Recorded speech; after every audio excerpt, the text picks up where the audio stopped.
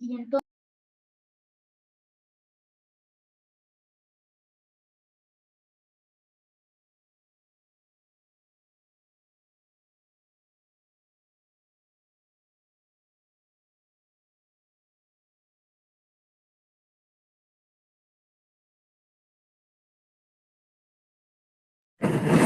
¿Qué tal? Muy buenas tardes. Hoy día estamos en el tercer día de la capacitación de PHTLS.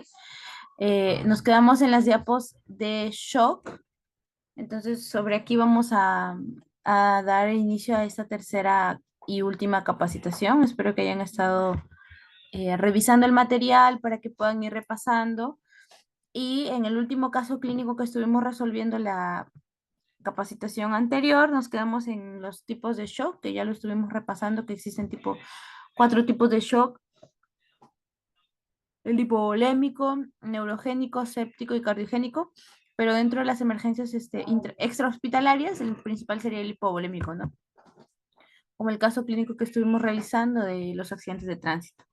Asimismo, las complicaciones de este tipo de shock, que van desde una insuficiencia renal aguda, dificultades respiratorias, fallas hematológicas, hepáticas, infecciones o ya en un caso mucho más extremo, las fallas orgánicas múltiples.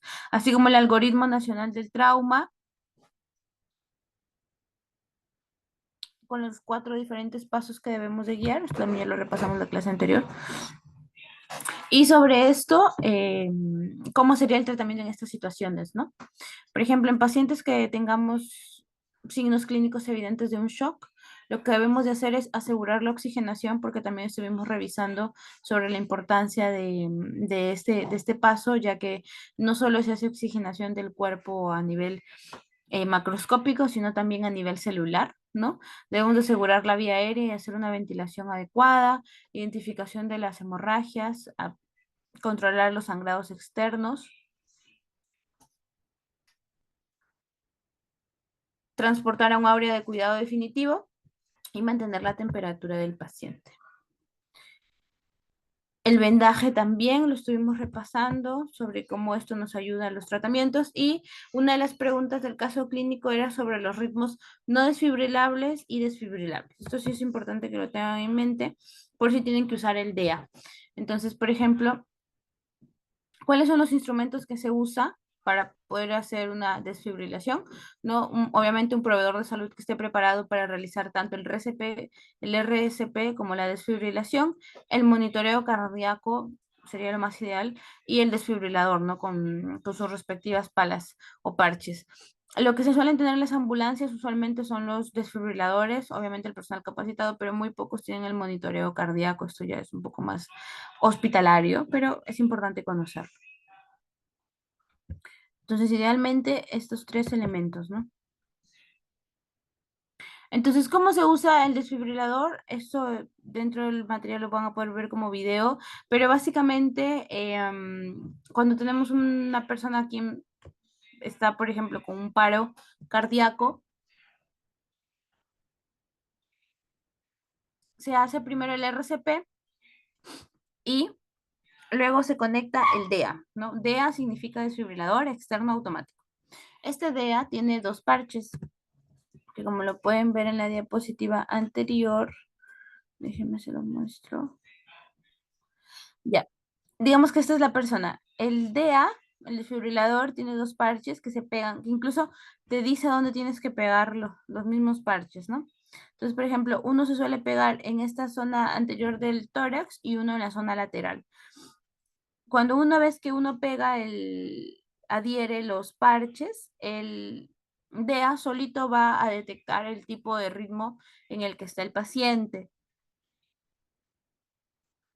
y si este va a necesitar o no una desfibrilación. De hecho, todo lo hace en altavoz, ¿no? Te dice, paso uno, coloque los parches.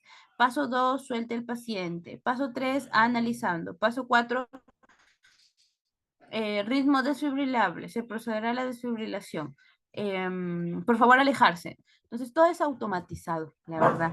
Y es de mucha ayuda, porque esto también está, por ejemplo, en los aeropuertos, para personas que más o menos tienen los conocimientos puedan usarlo. Entonces hay que recordar que no todos los ritmos cardíacos son desfibrilables, es por eso la importancia de esta capacitación. que no todos los ritmos van a necesitar una desfibrilación. Por ejemplo, tenemos los no desfibrilables y los desfibrilables. O sea, básicamente los que necesitan la descarga de energía, la descarga eléctrica y los que no. ¿Ok? Entonces, los no desfibrilables son la actividad eléctrica sin pulso, que su trazado es así, como su mismo nombre lo dice, se ve un EKG aparentemente normal, una actividad eléctrica normal, pero el paciente no tiene pulso. Entonces, esto se llama actividad eléctrica sin pulso. Cuando vemos una línea, como usualmente se ve en las películas, en las novelas, en las series, etcétera, esto es una sistolia y eso tampoco no es desfibrilable. O sea, no debemos de darle una descarga eléctrica para intentar hacer que funcione el corazón, porque no va a funcionar. Mientras que los ritmos que sí van a necesitar esta desfibrilación son la taquicardia ventricular sin pulso, que se suele ver con este trazado en el monitor, y la fibrilación ventricular. Entonces, la importancia de reconocer los ritmos cardíacos es por el tratamiento que se va a llevar a cabo. Digamos que tenemos un caso de un paciente que le ponemos el DEA, es un ritmo no desfibrilable, ¿no? O sea, no vamos a tener que darle la descarga eléctrica. Entonces, ¿qué vamos a hacer en ese caso? Vamos a seguir haciendo RCP y vamos a inyectar adrenalina, ¿ok? Mientras que si ponemos el DEA o el monitor cardíaco y vemos que es una taquicardia ventricular sin pulso o una fibrilación ventricular, en ese caso, una vez que detectamos que el ritmo es desfibrilable, se le da la descarga eléctrica con el desfibrilador y se sigue haciendo RCP hasta que el corazón vuelva a ritmo cardíaco normal. ¿Ya? Entonces, esto sí es importante. Entonces, sobre ese caso clínico que estábamos revisando en la capacitación número 2, basado en ese mecanismo, usted como personal de salud que ya está llevando el PHTLS, debió haber tenido una alta sospecha de lesiones torácicas y abdominales que causan un shock hemorrágico en el paciente masculino y una pérdida significativa de sangre en la pierna de la paciente. No se requiere inmovilización de la columna cervical en cualquiera de estos pacientes. Entonces usted aplica una presión manual firme sobre gasas a la pierna sangrante de la paciente y anticipa el empleo de un torniquete, que eso también lo repasamos en la primera clase, si es que la hemorragia no es controlada. Ambos pacientes deben ser instalados en la ambulancia y trasladados lo antes posible a un centro de atención a trauma. Debe brindarse oxígeno a altas concentraciones. Ustedes saben, lo primero, la respiración, la oxigenación, empleando un dispositivo adecuado. Eso también ya lo hemos repasado, de acuerdo con el nivel de conciencia y capacidad para mantener una vía aérea segura tras limpiar la vía aérea mediante la succión.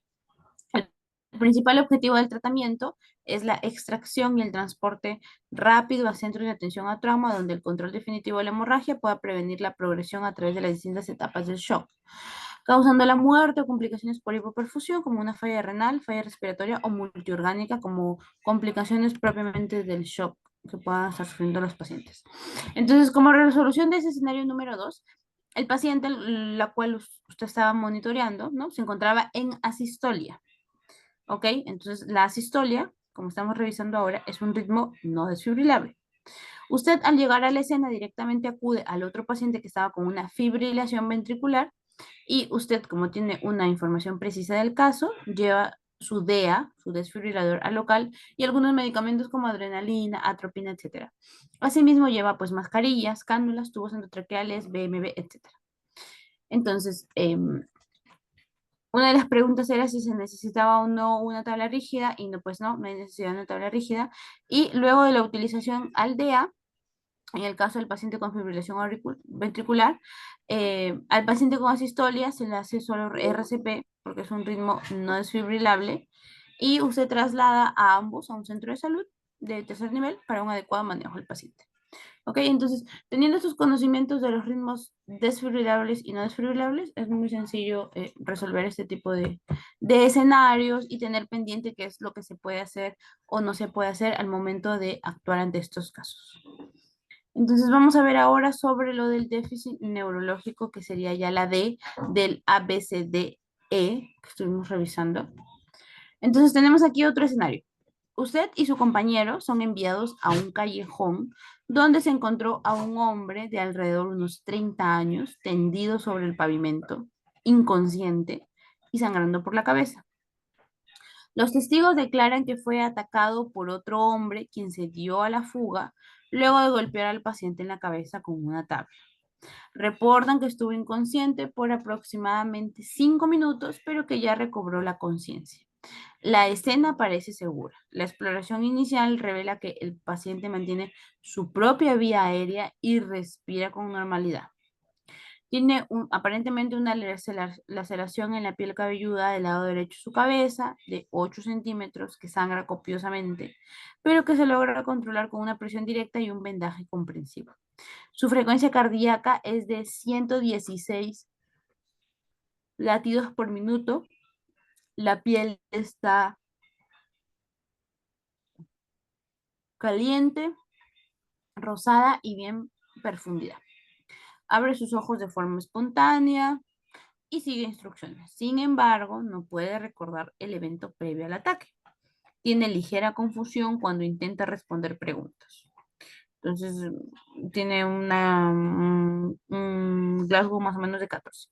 Usted administra oxígeno con una mascarilla de no respiración y durante la inmovilización de la columna dice palabras incomprensibles y ahora solo abre sus ojos y retira las extremidades ante el estímulo doloroso. O sea, el Glasgow bajó a 9. Entonces aquí vienen las preguntas. ¿Cómo debe usted modificar la atención médica con base en el cambio en el nivel de conciencia del paciente? ¿Qué tipo de daño es el más probable dado los signos que presenta el paciente? ¿Cuáles son sus prioridades en el manejo a estas alturas del cambio del Glasgow? ¿Y qué medidas se pueden tomar para combatir el aumento de la presión intracraniana y mantener la perfusión cerebral durante un transporte prolongado? Les voy a dar unos espacios de unos minutos para que dejen sus respuestas en el chat y podamos resolver juntos este caso clínico.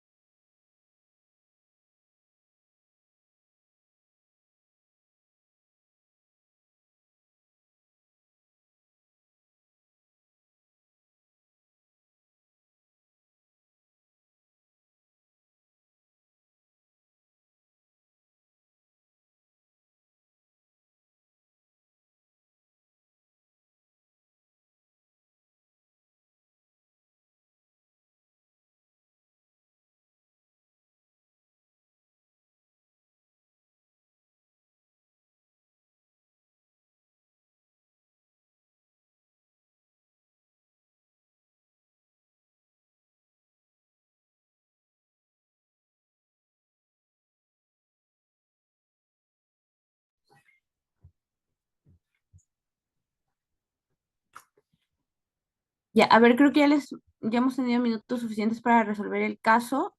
Con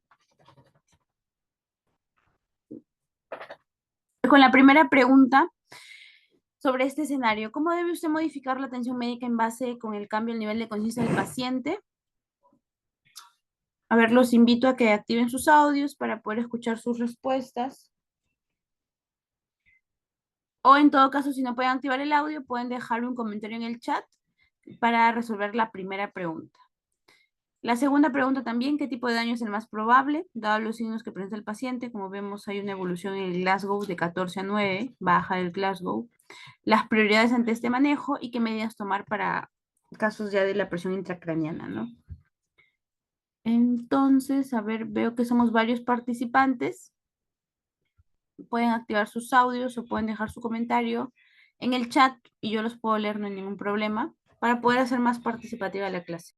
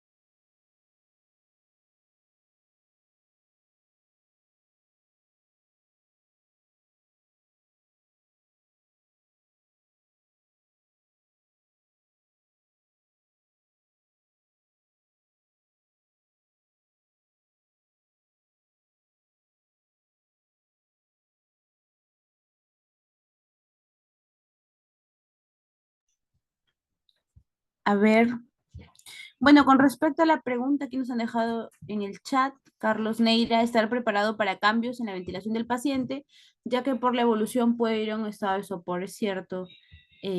Carlos, hay que estar preparados cuando baja el Glasgow, ¿no? Porque ya conforme va a ir bajando el Glasgow ya tiene indicación de intubación incluso, ¿no? Y no me pareció adecuada la compresión directa sobre la herida en cuero cabelludo, ya que al ser un traumatismo severo puede tener una fisura, fractura de cráneo, con la compresión aumentaríamos el daño. Sí, de hecho que sí, tienes mucha razón, Carlos, y ahorita lo vamos a ir desglosando para que todos aquellos que están aquí pendientes podamos verlo.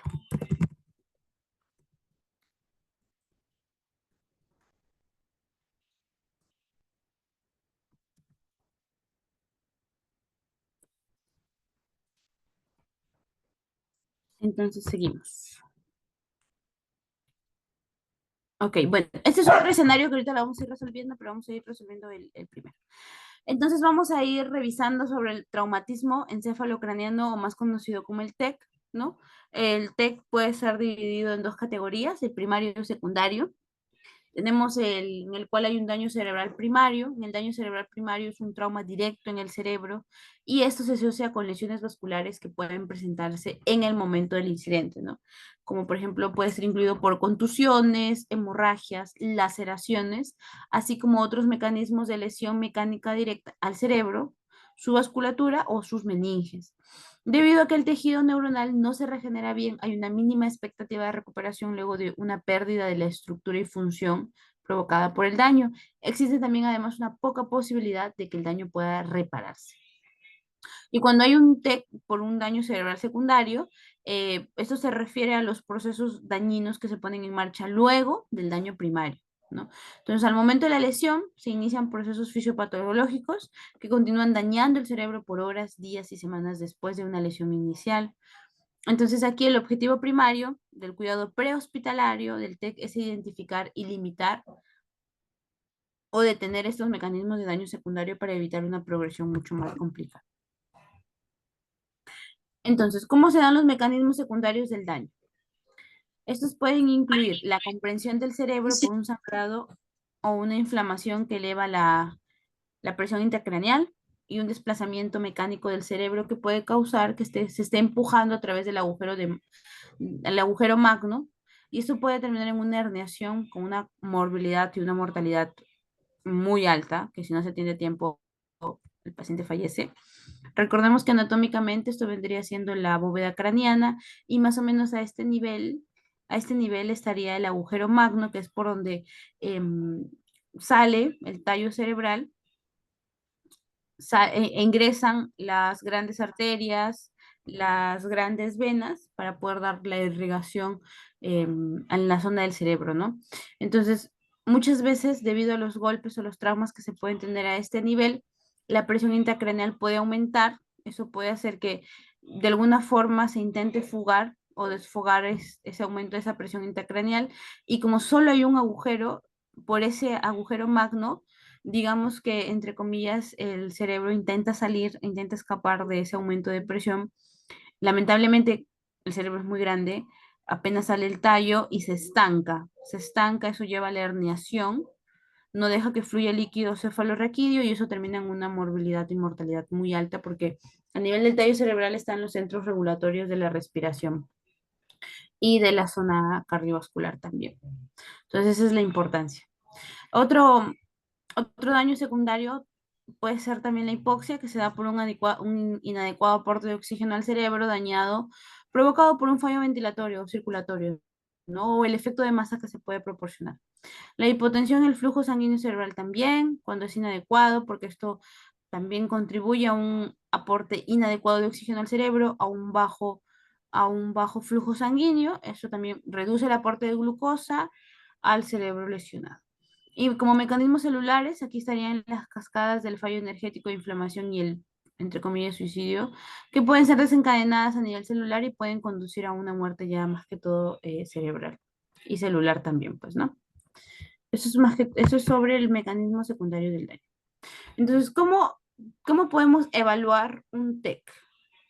¿Cuáles son las formas de evaluarlo? Eso se hace mediante la escala de coma de Glasgow, es una de las escalas más famosas, de hecho ha sido creada para traumatismos cerebrales. Entonces aquí vamos a dar diferentes puntajes. Por ejemplo, tenemos sus divisiones: apertura ocular, respuesta verbal y respuesta motora. ¿Ok? Y según esto se dan los puntos. Los ojos, la evaluación de los ojos te da máximo 4 puntos. La boca o la respuesta verbal te da máximo 5 puntos y la parte motora te da máximo 6 puntos. 4, 5, 6 puntos.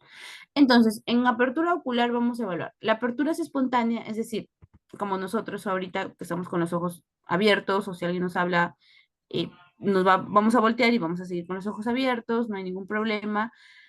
Ahí serían 4 puntos. Si el paciente permanece con los ojos cerrados, pero tú le dices, abre los ojos y los abre, ahí son 3 puntos.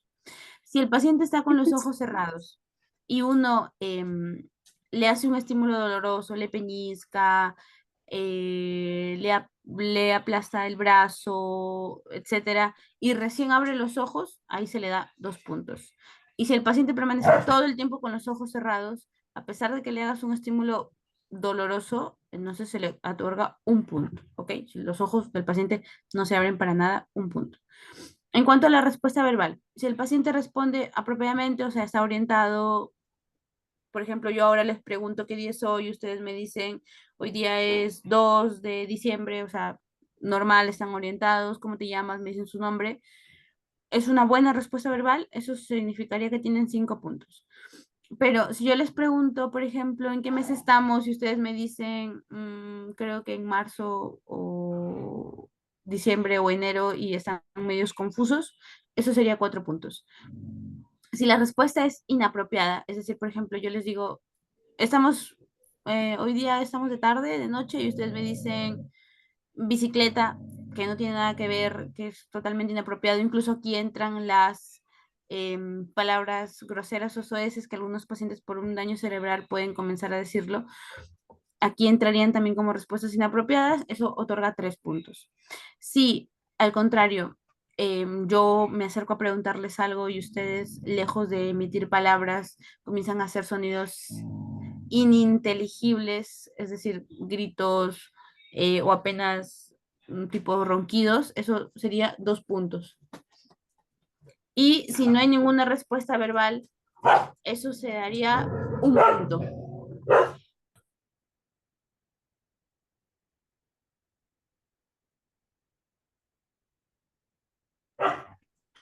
En cuanto a la respuesta motora, tenemos, si siguen instrucciones, por ejemplo, señor, levante el brazo, señora, abra los ojos, y lo hacen sin ningún problema, 6 puntos. Si, al contrario, eh, están echados, por ejemplo, ¿no? En el piso, en la pista, en caso de un accidente, y ustedes vienen y le aplastan la muñeca de la mano mm, y con la otra mano esa persona se señala donde tú le has aplastado, es decir, localiza ese estímulo doloroso, localiza donde tú le peñiscaste, eso sería 5 puntos.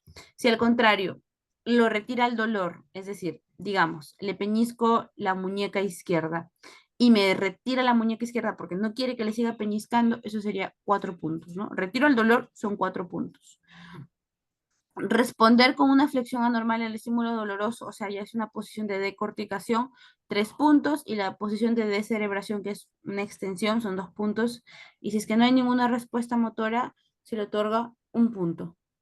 Ok, recordemos que el menor puntaje posible es de 3 puntos y el mayor de 15.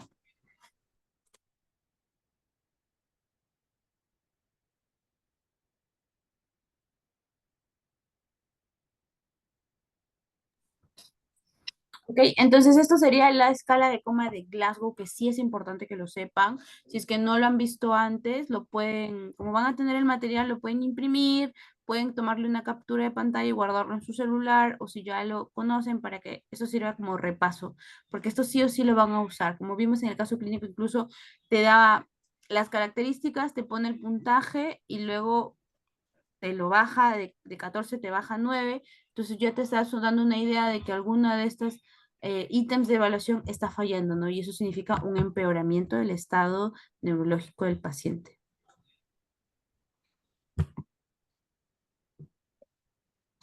Entonces, ahora esto es sobre lo de los dermatomas y las zonas de lesiones importantes en cuanto a la columna vertebral.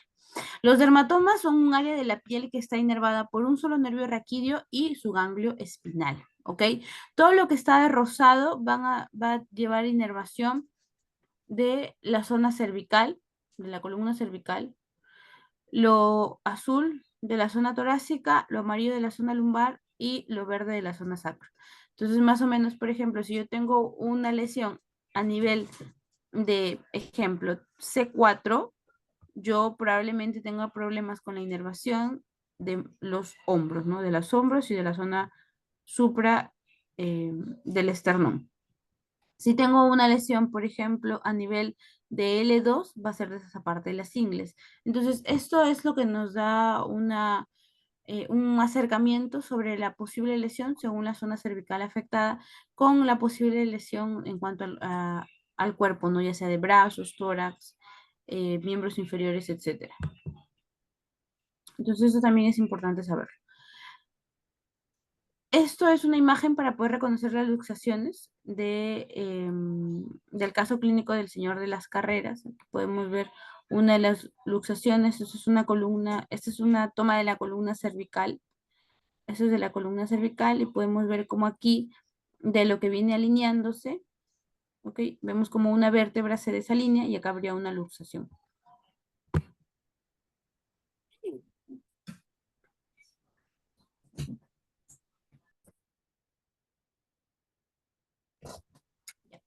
El algoritmo para poder ver lo de la movilización vertebral. ¿Cuándo inmovilizar a un paciente? Entonces, déjenme hacerles el zoom para que lo puedan ver. Ya. Indicaciones para movilización vertebral. El paciente tiene un trauma contuso o tiene un trauma penetrante en la cabeza, el cuello o el tórax. Si tiene un trauma contuso, tenemos que ver el estado de conciencia con la escala de coma de Glasgow, por eso le dije que es importante saberla y reconocerla. Entonces, ¿tiene un Glasgow menor de 15 puntos? Sí.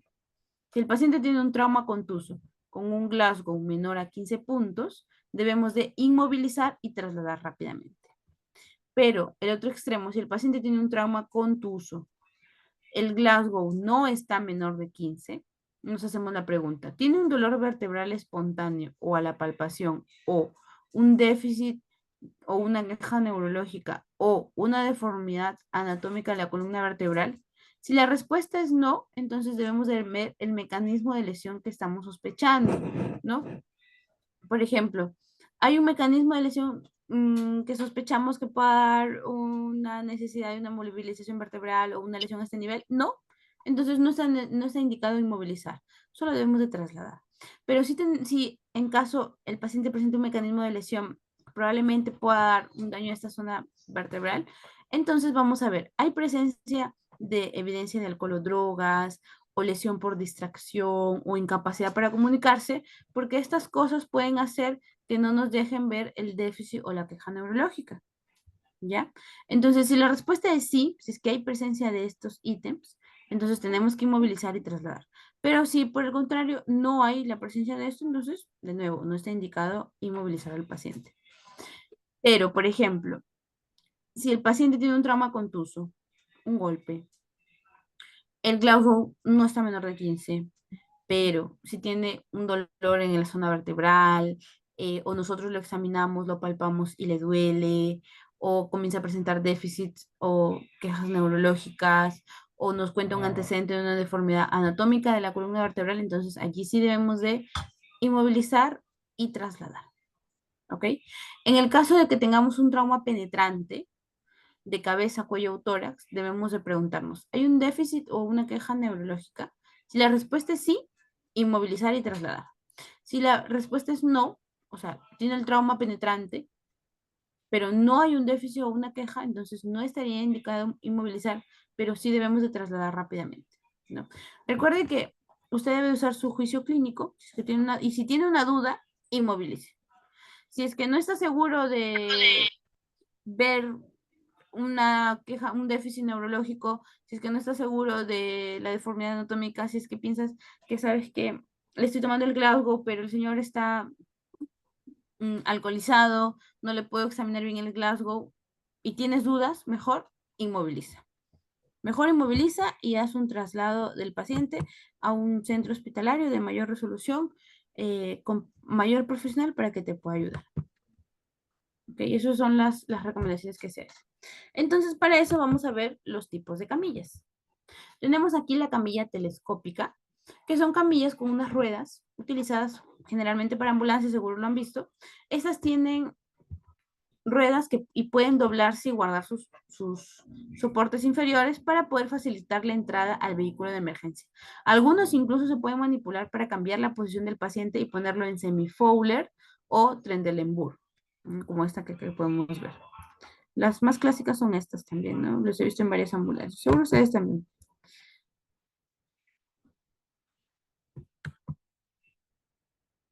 Luego tenemos la tabla rígida de madera. Estos usualmente están, por ejemplo, en instituciones públicas, universidades, aeropuertos, ¿no? Son un tipo de tabla o de camilla rígida de madera, generalmente para trasladar pacientes en todo tipo de accidentes. Son muy resistentes, muy duraderas, son económicas. La desventaja que tienen es una camilla de peso considerado en relación a otro tipo de camillas, ¿no? Además, el paciente hay que bajarlo o hay que cambiarlo de la camilla si es que se le va a tomar rayos X, esto es cierto. Y con el tiempo se deterioran por el agua y la humedad, o sea, no son tan cómodas para poder hacer los traslados también. De hecho, son buenas porque son rígidas, son duras, y cuando uno necesita inmovilizar la columna cervical, se necesita una estructura y una base rígida y dura, ¿ok? El problema es que, por ejemplo, si lo queremos trasladar a toma de rayos es un poco complicado porque hay que bajarlo de la tabla, ponerlo en la camilla. Sin embargo, en las anteriores que vimos, a veces con la misma camilla nada más le toman las radiografías. Entonces es un poco su desventaja. Tenemos la tabla rígida de acrílico o de plástico o de Miller. Este tipo de tablas o de camillas rígidas de madera se utilizan en general para trasladar pacientes en todo tipo de accidentes. Son muy resistentes, son muy livianas, duraderas. El agua no las afecta, pero la desventaja es que son más costosas que las de madera, ¿no? Pero pesan menos. Entonces no son camillas muy resistentes al calor. En este tipo de camillas no es necesario cambiar al paciente de camilla a la hora de tomar un rayo porque son translúcidas. Estas también seguro las han visto, son muy utilizadas. De hecho, estos soportes que vemos aquí como colchoncitos se usan también para darle un poco de estabilidad a la zona cervical de la columna también cuando se hace la inmovilización. Uno de estos bandas se adhiere a la zona de la frente y la otra a la zona del mentón, ¿no? Y con esto se asegura la parte de los brazos y las piernas de los pacientes. La camilla de metal scoop o stretcher o cuchara, como se le conoce, es una camilla utilizada principalmente en pacientes con un trauma raquimedular, a los cuales hay que moverlos lo más mínimo posible. Esta camilla tiene la ventaja de poder abrirse en sus dos extremos, como pueden ver acá, para subir al paciente y después cerrarla cuando esté sobre ella, como si estuviera recogiendo pues, con una cuchara. Como precaución, se debe tener en cuenta que nunca se debe utilizar sola para levantar al paciente porque se puede abrir. Debe ser puesta con el paciente encima de una tabla rígida. Y por ser de metal, no se puede tomar rayos X con este tipo de tabla, ¿no? Para que lo tengan en cuenta. Tenemos las camillas más simples que son utilizadas principalmente, por ejemplo, en eventos deportivos u otros donde el paciente no tiene una lesión de columna, utilizadas para evacuar pacientes rápidamente de sitios no seguros. Su estructura es muy sencilla y la mayoría puede enrollarse para facilitar su almacenamiento, ¿no? Seguro lo has visto en partidos de fútbol, cuando hay deportistas lesionados, pues sacan en estas tablas, en estas camillas simples.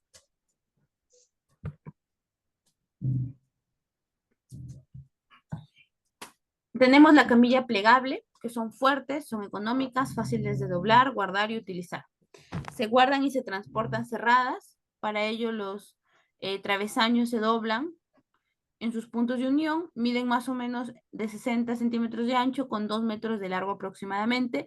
Como pueden ver, se doblan y luego como que se pliegan y son fáciles de guardar también. Más o menos como las camillas simples, pero plegables. La camilla canasta de rescate o stocks son también conocidas como canastas de rescate o como basura en su traducción. Está diseñado para ser utilizado cuando existen obstáculos para el movimiento u otros riesgos, por ejemplo, en algún espacio reducido, en unas laderas, en un terreno arbolado. Aquí en Perú lo usan para trasladar a los pacientes de un extremo del río a otro extremo del río, en el caso de los pacientes o accidentes en la selva.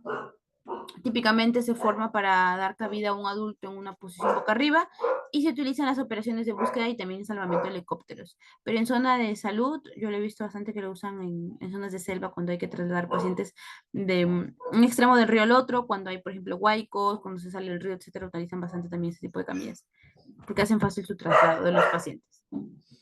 Entonces, ¿cómo hacemos el manejo de las camillas?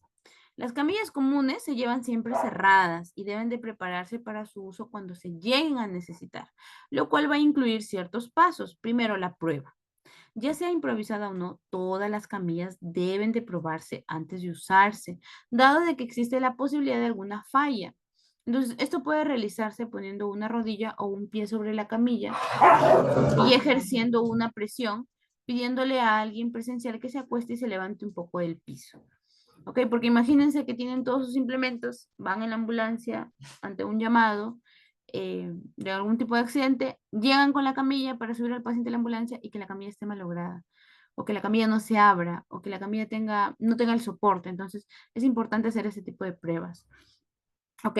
Lo otro, levante y marcha. El levante debe ser coordinado bajo una sola voz de mando, que será quien vaya a la cabeza del lesionado. Esto es una regla que siempre se tiene. Quien va a la cabeza del paciente es quien dirige los avances, es quien dirige el cuidado, es quien dirige toda esta situación de rescate de los pacientes, ¿ok? El que va a la cabeza del paciente. Usualmente, en un equipo de salud, quien va a la cabeza casi siempre, si es que se tiene un médico, va el médico. Si es que se cuenta con un médico, el médico va a la cabeza dando las instrucciones.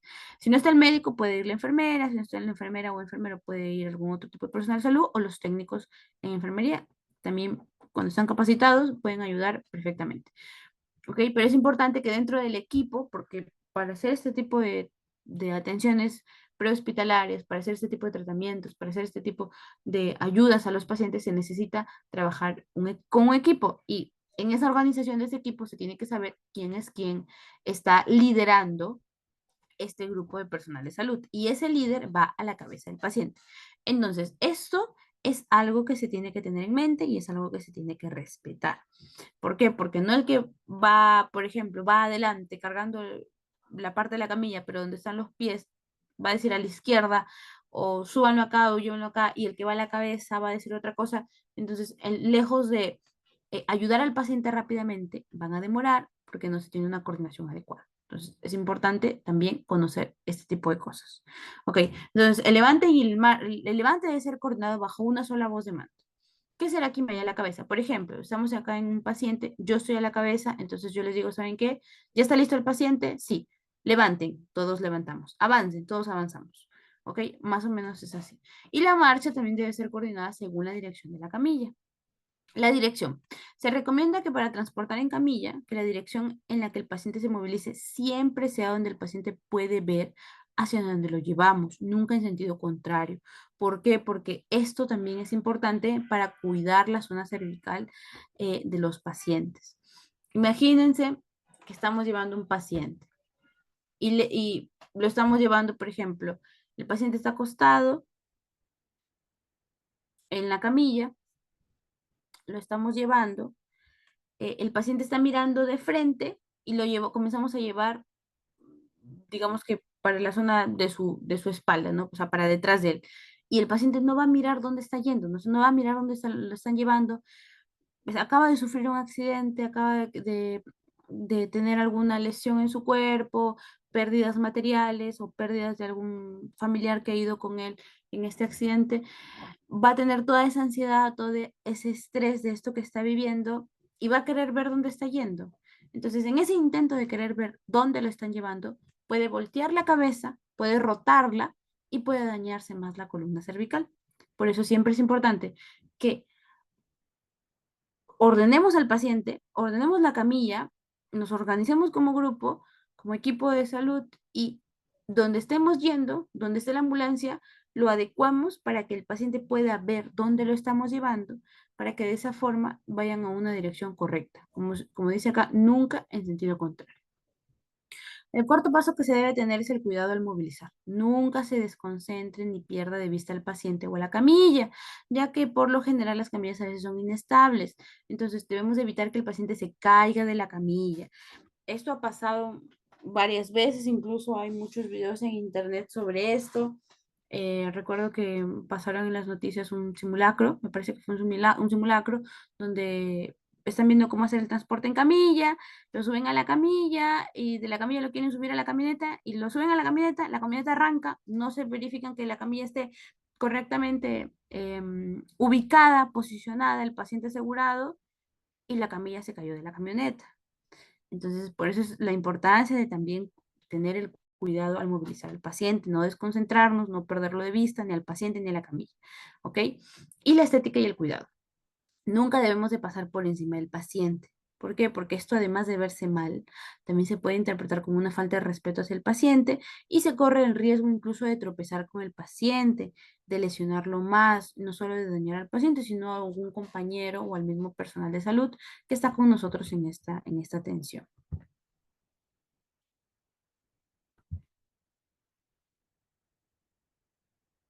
Entonces, bueno, en la zona de extricación vehicular para control de columnas, se los dejo aquí para que ya luego ustedes con más calma puedan ver, revisar este tipo de material, porque ya se nos está cortando la hora.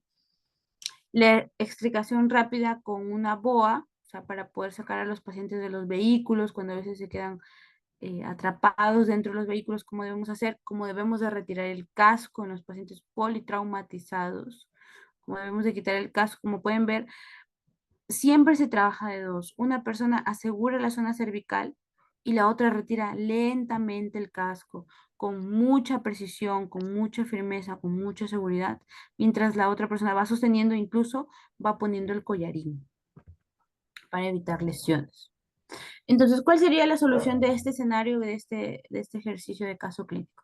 La rápida disminución del puntaje de la escala de coma de Glasgow en el paciente es muy preocupante, de modo que usted necesita trasladarlo a una unidad con un departamento de neurocirugía de una forma inmediata, luego de lograr la estabilización de la columna vertebral. Debido al intervalo de lucidez mostrado por el paciente, se puede sospechar la presencia de un hematoma epidural. La exploración de los ojos puede revelar una pupila midriátrica poco reactiva en el lado derecho y esto puede desarrollarse a una debilidad o parálisis del lado izquierdo del cuerpo. Una tomografía sería lo ideal, ¿no? Que se tome la unidad de trauma para poder confirmar el diagnóstico del hematoma epidural. Una vez en camino, se reevalúa tanto la vía aérea como la respiración del paciente, ¿no? De hecho, fue algo que uno de ustedes comentó.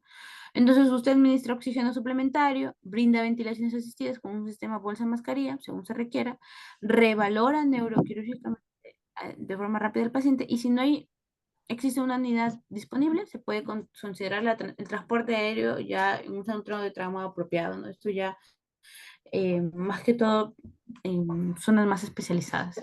Se debe de valorar y documentar la frecuencia cardíaca del paciente, debemos de estar pendientes de la presión arterial y de la escala de Glasgow cada 5 a 10 minutos durante el traslado que hagamos. También se debe de preservar la temperatura corporal del paciente, ¿no? Esto es para evitar complicaciones del shock. La unidad que recibe el paciente debe ser notificada lo antes posible, de modo que puedan llevarse a cabo los preparativos adecuados antes de que llegue el paciente. El transporte por radio debe de incluir información relacionada con el mecanismo de lesión. Eso es importante. Cuando nosotros hagamos un traslado de un paciente, debemos de dar todos los datos clínicos necesarios para que el equipo que nos está esperando sepa qué paciente estamos llevando, para que sepa qué personal va a necesitar que nos reciba el paciente, asimismo qué cosas se van a necesitar. Entonces es importante que podamos decir todo, ¿no? Debemos de hacerle el reporte adecuadamente también. Entonces usted hace el reporte, el mecanismo de lesión, el puntaje inicial de Glasgow y cualquier cambio que se haya sufrido en el transporte, si es que hubo una presencia de un signo de focalización, por ejemplo, una simetría en la exploración motora, una dilatación de pupilas, cómo están los signos vitales, así como otras lesiones serias y la respuesta que el paciente ha tenido ante este manejo que se le puede dar dentro de la ambulancia. En cuanto al transporte prolongado, como en todo paciente en el que se sospecha de un TEC, los esfuerzos deben de enfocarse en prevenir el daño cerebral secundario. ¿Ok?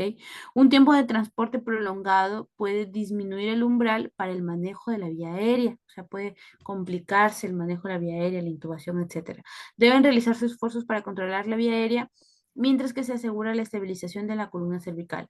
Debe de administrarse oxígeno debido al riesgo de desarrollar úlceras de presión por estar tendido sobre la superficie dura.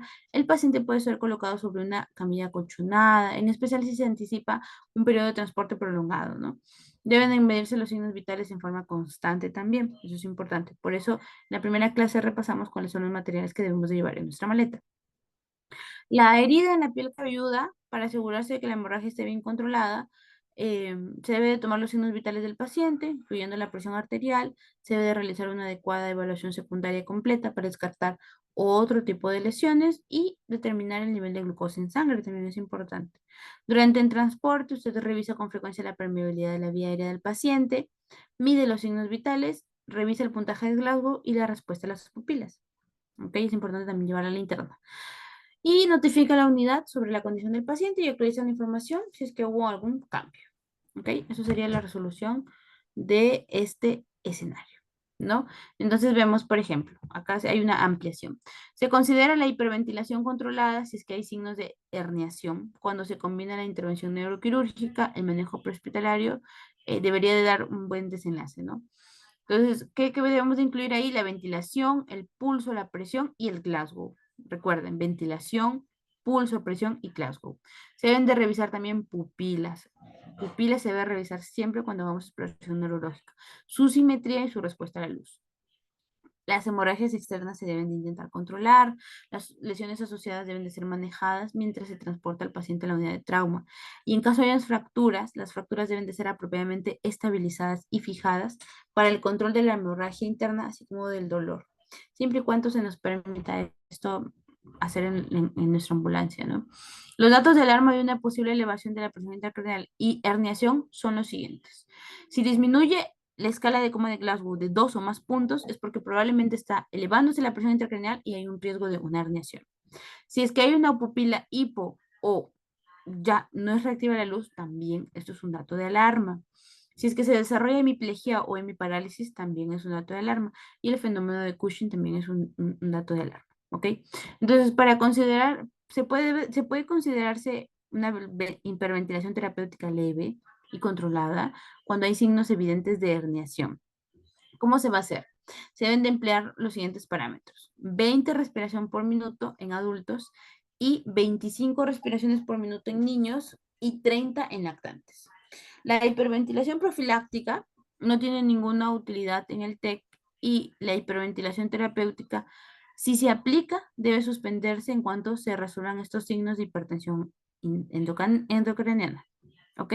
El objetivo primario para el paciente con TEC durante un transporte prolongado o en ambientes austeros es el de mantener lo mejor que sea posible la oxigenación cerebral y la perfusión para evitar los daños secundarios y realizar el mayor esfuerzo para controlar también que el edema cerebral. ¿Ya? Entonces, estos datos de alarma es importante que sí lo sepan, lo conozcan, lo memoricen. Esto es del segundo caso clínico.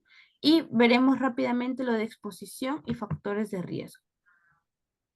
Ok, entonces dentro de exposición y control de temperatura tenemos que la exposición es un factor muy importante en el trauma.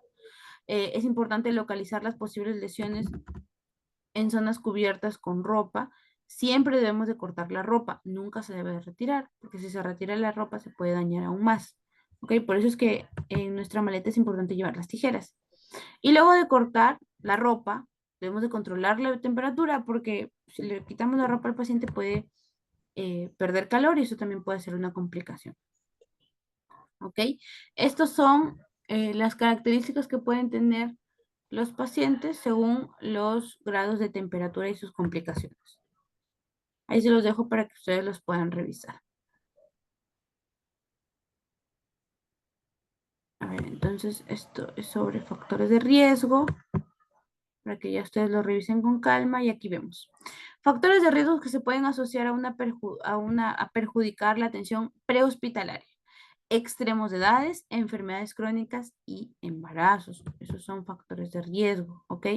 Por ejemplo, en esta foto vemos que en comparación a un adulto, un niño tiene un occipucio más grande, una musculatura en los hombros mayor, y cuando se le coloca en una superficie plana, estos factores producen la flexión del cuello. ¿Ok? Entonces, ¿qué debemos de hacer para lograr la posición del olfateo? El acolchonamiento por debajo de los hombros y del tronco para prevenir la hiperflexión o la flexión. Entonces, por ejemplo, la edad es un factor de riesgo para una lesión de la vía aérea, por ejemplo. Miren, la flexión que tiene este paciente pediátrico puede obstruir aún más su vía aérea. Entonces, también es importante que esto conozcamos para prevenir complicaciones.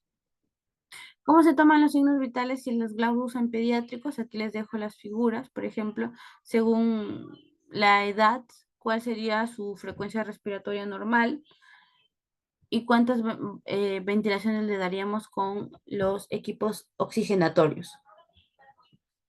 ¿Cómo les vamos a tomar el Glasgow? ¿Cómo evaluamos la respuesta verbal, por ejemplo, en un niño, ¿no? Un niño, digamos, de 3 años que no habla. ¿Cómo lo evaluamos? Con la sonrisa social, con el llanto, con la irritabilidad, si está inquieto o no, y si es que no hay una respuesta. Entonces, eso también aquí se los estoy dejando dentro del material que se les va a compartir para que ustedes lo puedan revisar de una forma ya más apropiada. En los pacientes ancianos, por ejemplo, debemos de preocuparnos por su vía aérea y ya en este caso nos preocupamos también por las enfermedades crónicas que puedan tener.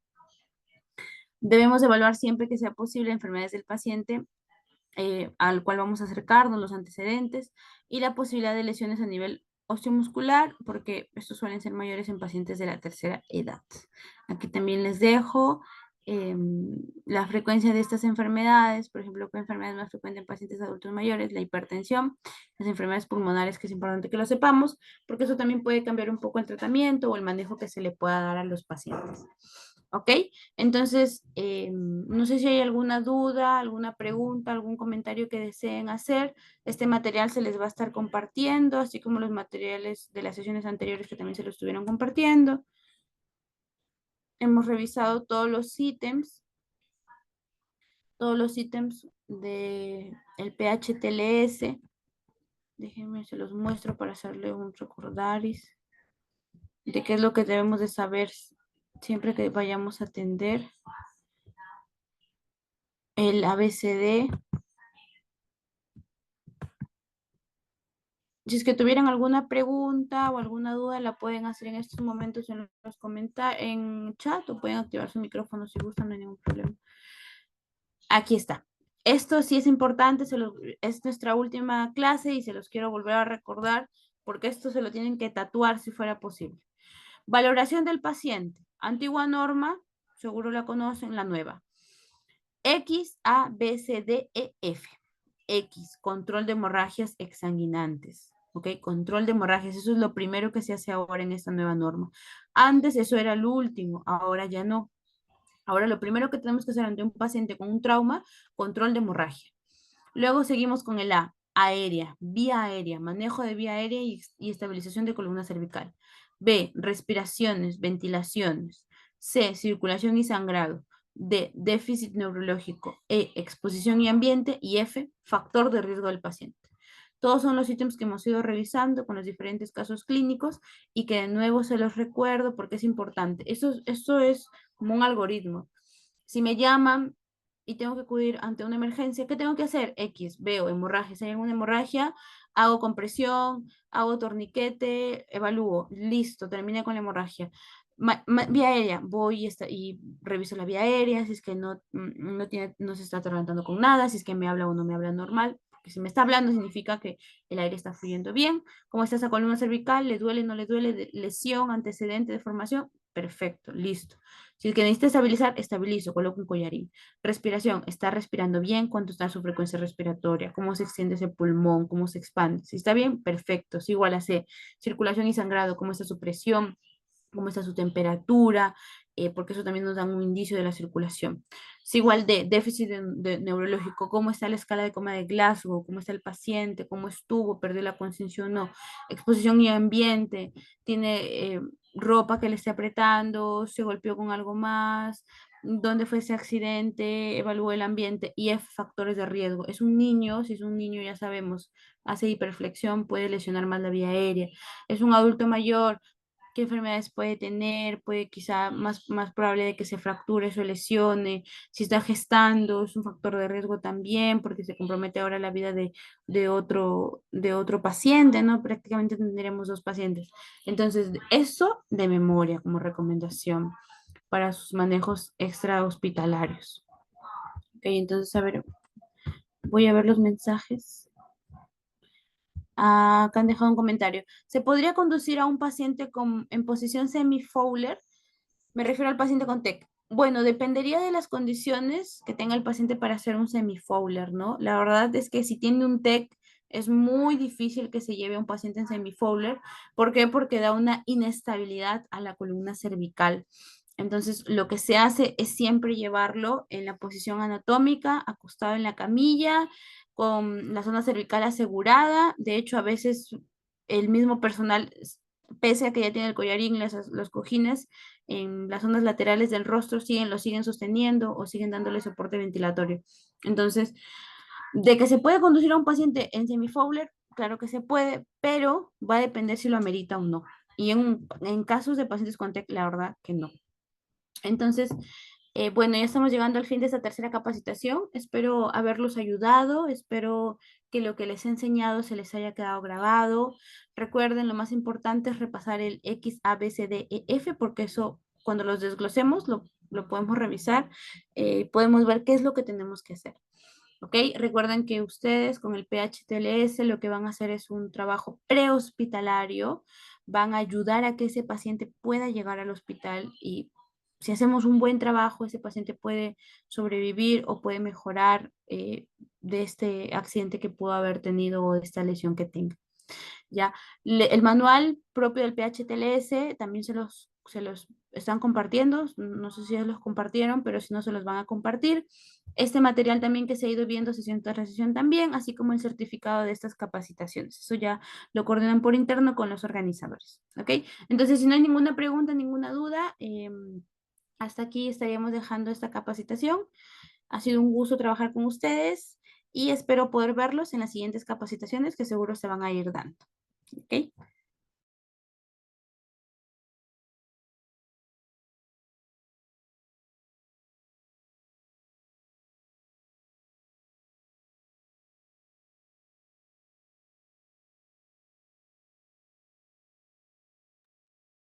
Sí, José Luis, sí se les van a compartir el manual. Ahí ya coordinas con los asesores, con la zona de gerencia.